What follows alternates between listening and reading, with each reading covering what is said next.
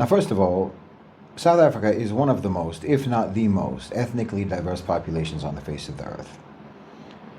And xenophobia is normally a sort of a peculiarity of ethnically homogenous societies, closed societies. It's not something that you would usually associate with a society that is as historically diverse as South Africa is. So of course it's somewhat conspicuous.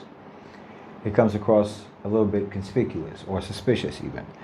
So, you know, when you see the news coming out of South Africa, the marches, the rhetoric, foreigners must go and so forth, the deportations and whatnot,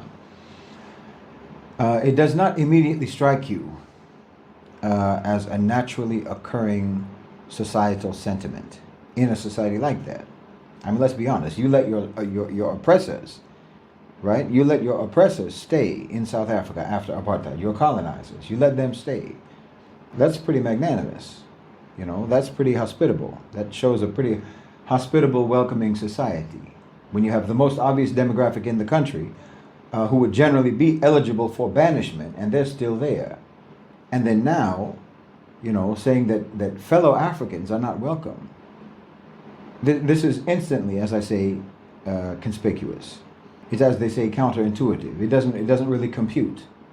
You know, for an outsider, I'm an outsider. I wouldn't say that when you see a fire burning in a strange place, you know, you see a fire burning in a strange place, a place where you would not expect a fire to break out. I think that it is appropriate, and I think that it is logical to assume that someone lit that fire. You understand me? So who lit it? And why in this particular place and why now? Because xenophobia doesn't really just spontaneously erupt in a richly diverse population, in a BRICS founding member nation. In a country where the ANC, for example, the ANC said that their whole foreign policy was supposed to be grounded on the pillars of Pan-Africanism.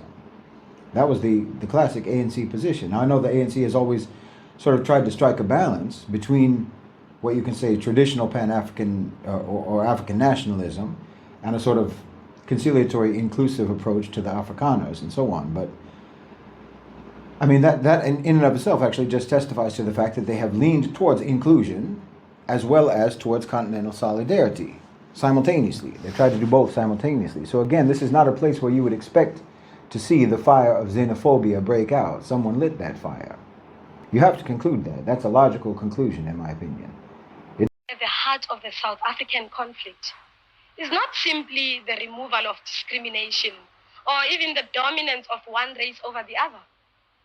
It is the survival of the white South African, of his culture, his heritage, his language, his religion.